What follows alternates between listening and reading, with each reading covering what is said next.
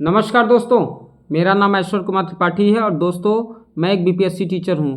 और दोस्तों मैं आज आपका स्वागत करता हूं अपने चैनल बाबा बेरोजगार न्यूज़ पे। जी हां दोस्तों, हम लगातार यूपी ट्रिपल एससी और जूनियर असिस्टेंट से संबंधित जितनी भी यूपी ट्रिपल एससी के जो भी एग्ज़ाम होंगे, इस समय तो खासकर हम यूपी ट्रिपल एससी के जूनियर असिस्टेंट के जितने भी अपडेट हैं वो जेन्युइन अपडेट लेकर आप तक हम ले आ रहे हैं।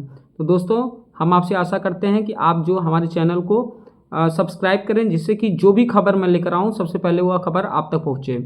तो दोस्तों आज हम बात करेंगे कि जो कल ऑफिशियल आंसर की आया था उसके बाद से लगातार बहुत सारे लोगों ने मेरे यूट्यूब चैनल पे मैसेज किया है। और ख़ासकर बहुत कुछ लोग ऐसे हैं जिनका नंबर बहुत कम आया है, कुछ लोग हैं जिनका नंबर बहुत ज़्यादा भी आया है। ऐसे हर कैटेगरी के लोग हैं जो कि लगातार मैसेज कर रहे हैं। तो उसमें से मैं आज आपको बताऊंगा कि कट ऑफ जो है वो क्यों कम जा रहा है। दोस्तों हो क्या रहा है कि अगर आप देखें तो सबसे पहले 5 ऑप्शन, ये पहली बार ऐसा हुआ है कि जो अमूमन उत्तर प्रदेश में जो एग्ज़ाम होते हैं उन एग्ज़ामों में 4 ऑप्शन आते हैं। जी हाँ दोस्तों, अगर आप बीपीएससी का एग्ज़ाम देखेंगे कि बीपीएससी के किसी भी कैटेगरी के एग्ज़ाम को देखेंगे तो उसमें 5 ऑप्शन आता है। यदि आप टीचिंग एग्ज़ाम देखेंगे या बीपीएससी का जो मेंस का एग्ज़ाम है जो कि जिससे कि पीसीएस बनते हैं तो उसमें भी 5 ऑप्शन आते हैं। लेकिन आप देखिए दोस्तों कि पहली बार आपके जूनियर असिस्टेंट के पेपर में 5 ऑप्शन आए हैं। जब 5 ऑप्शन आए हैं तो जो अभ्यर्थी एग्ज़ाम में गए हुए थे उन्हें कहीं ना कहीं बहुत ज़्यादा कन्फ्यूजन क्रिएट हुआ है। क्योंकि होता क्या है कि 4 ऑप्शन की आदत जब आपको कंपटीशन में होती है और एकाएक आपको 5 ऑप्शन अगर क्या कहते हैं कंपटीशन में मिलता है तो निश्चित तौर पे आप कंफ्यूज हो जाते हो। क्योंकि दोस्तों वैसे भी होता क्या है कि आप उसमें प्रोबेबिलिटी जो होती है सही या गलत की वह बढ़ती चली जाती है। जी हाँ दोस्तों, आप खुद सोचिए कि आपको कोई चीज़ 4 में आदत है कि 4 में आपको चुनना है और 4 में अगर चौथा ऑप्शन है नन ऑफ दीज, इस तरीके की चीज़ें हैं। और जब इसमें क्या होता है कि जब 5 ऑप्शन होता है इनमें से कोई एक, इनमें से कोई 2 या इस तरीके की चीज़ें रहती हैं या इनमें से कोई नहीं, तो इस तरीके के जब ऑप्शन होते हैं 5 ऑप्शन होते हैं तो वहाँ पर कन्फ्यूजन क्रिएट होता है। अब दोस्तों हम बात करेंगे कि जो 8 क्वेश्चन आए हैं उन 8 क्वेश्चन का 5वां ऑप्शन जो है, 5th ऑप्शन जो है वह सही है। अब दोस्तों आप इसी से अंदाज़ा लगाइए कि कितने सारे लोग हैं जो कि लास्ट ऑप्शन नहीं मारते हैं, उन्हें नहीं पता है कि वो लास्ट ऑप्शन सही होगा कि गलत होगा। तो इसी से आप अंदाज़ा लगाइए कि यूपी ट्रिपल एससी ने जो एग्ज़ाम लिया हुआ था जूनियर असिस्टेंट का उसमें 8 क्वेश्चन उसका आंसर की अगर आप देखें तो उसके 8 क्वेश्चन में 5th ऑप्शन सही है।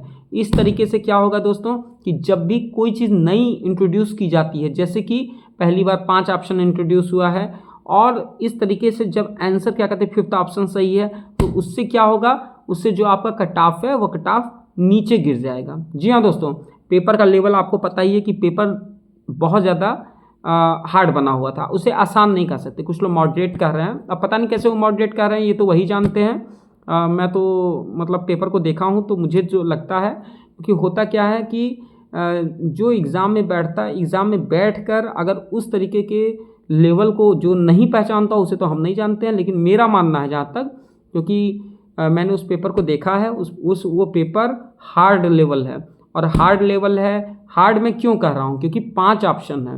जो लोग कह रहे हैं आसान है, अभी देखिएगा आने वाले समय में क्या होगा, जब उसको क्या कहते हैं उसका कट ऑफ आएगा तब जाके पता चलेगा कि निश्चित तौर पे बहुत सारे लोग थे जो कि सही करने के चक्कर में कहीं ना कहीं गलती कर बैठे हैं। अब दोस्तों सबसे इम्पॉर्टेंट काम क्या है, इम्पॉर्टेंट ये है कि आपको ऑब्जेक्शन दर्ज कराना है। जी हाँ दोस्तों, जितने भी आपके सब्जेक्ट हैं, मान लीजिए आपका है हिंदी है, रीजनिंग है, यूपी स्पेशल है, जीके जीएस है या कंप्यूटर है, तो इस तरीके के जितने भी सब्जेक्ट हैं, किस सब्जेक्ट में आपको कहाँ पर ऑब्जेक्शन लग रहा है, आपको क्या लग रहा है, मतलब अगर आप आयोग के उत्तर से संतुष्ट नहीं हैं तो निश्चित तौर पे आपको ऑब्जेक्शन करना चाहिए। और रही बात कि ऑब्जेक्शन वही कीजिएगा जो जेन्युइन ऑब्जेक्शन हो। कई लोग दोस्तों क्या करते हैं कि बिना बात के भी ऑब्जेक्शन कर देते हैं। कुछ ऐसे मतलब आयोग सही भी उत्तर दिया है तब भी क्या करते हैं, उनके मन में कीड़ा काट रहा होता है जानबूझ के, या तो उनकी नॉलेज में कमी होती है।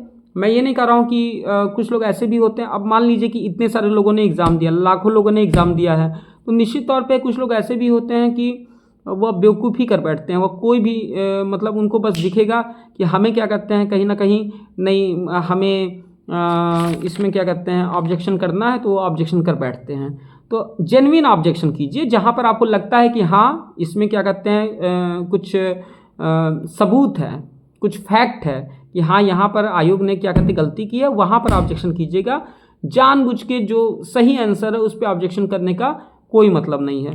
तो दोस्तों जैसे आपको पता है कि ऑब्जेक्शन कर दीजिएगा, क्योंकि ऑब्जेक्शन उसने ऑप्शन खोला हुआ है। अब रही बात कि जो कट ऑफ है, वो कट ऑफ लगातार क्या कहते हैं गिरने की आशंका जताई जा रही है, क्योंकि जिस तरीके से आंसर की में 8 ऑप्शन क्या कहते हैं पाँचवा 5th ऑप्शन 8 क्वेश्चन में था, आप इसी से अंदाज़ा लगा सकते हैं। और जहाँ तक रही कि 5512 ये एक बहुत बड़ी वैकेंसी है, इस वैकेंसी में कहीं ना कहीं संभावना है कि जो कट ऑफ होगा वो कम होगा, क्योंकि बहुत ज़्यादा वैकेंसी है। अगर आप मास लेवल पे देखें, इसे आप मास लेवल की मतलब वैकेंसी कह सकते हैं। अगर आप यूपी SSSC के जो जूनियर असिस्टेंट में अगर आप देखें, क्योंकि इससे पहले बहुत ही कम वैकेंसी आई थी, इतनी वैकेंसी नहीं आई थी, कभी 1200 आ रही है, कभी कुछ आ रही है, तो उस हिसाब से यह वैकेंसी बड़ी है और निश्चित तौर पे आपके भविष्य को सुधारने के लिए काफ़ी है। जी हाँ दोस्तों, 5500 कोई छोटी वैकेंसी नहीं होती है, आज के समय में 5500 काफ़ी बड़ी वैकेंसी है। और जो लोग नियरली 40 के करीब हैं, अगर आप जनरल हैं, OBC हैं, EWS हैं, अगर आप 40 के करीब पहुंच रहे हैं तो निश्चित तौर पे आप टाइपिंग को जारी रखें। और OBC मतलब SC कैटेगरी है तो वो अगर 35 के करीब है तो वो जारी कर सकते हैं, अपनी टाइपिंग को जारी रखें। और जो ST कैटेगरी है वह 32 33 है, वो अपनी टाइपिंग को जारी रखें। मैं हमेशा आपसे क्यों कह रहा हूँ कि आप टाइपिंग को जारी रखें, उसका सबसे जो मेन कारण है और दोस्तों यह है कि जब टाइपिंग एक ऐसी चीज़ है जिसको क्या कहते हैं लगातार, एक ऐसी विधा है जिसको आप लगातार प्रैक्टिस करके ही सीख सकते हैं। मुंह से टाइपिंग नहीं की जाती है, उंगलियों से टाइपिंग की जाती है। तो आप टाइपिंग पर विशेष ध्यान दें और जो भी अपडेट होगा और अपने आत्मविश्वास को बना के रखें, क्योंकि कई बार क्या हो रहा है कि मैं देख रहा हूँ कि कुछ अभ्यर्थी जो हैं वो रोने लग रहे हैं। जी हाँ, कमेंट सेक्शन में मैंने देखा है कि वो विलाप करने लग रहे हैं, तो ये मुझे अच्छा नहीं लग रहा है और मुझे काफ़ी दुख होता है। मैं चाहता हूँ कि आप लोगों का भविष्य सुधर जाए और मैं बहुत आशावान हूँ कि आप लोग कहीं ना कहीं एक सीट जूनियर असिस्टेंट में प्राप्त कर लें। इसी आशा के साथ कि आप लगातार प्रैक्टिस करेंगे टाइपिंग की। और जो इससे पहले मैंने एक वीडियो बना दिया है कि हिंदी टाइपिंग कैसे करें और इंग्लिश कैसे करें, तो उसमें मैंने बता दिया कि कौन कौन से फॉन्ट हैं, उसमें जो कोई भी कन्फ्यूजन नहीं है। कोई एक फॉन्ट आप हिंदी का सीखिएगा, इसके पहले की वीडियो मैंने क्या कहते हैं डाला हुआ है, तो उसे आप देख सकते हैं।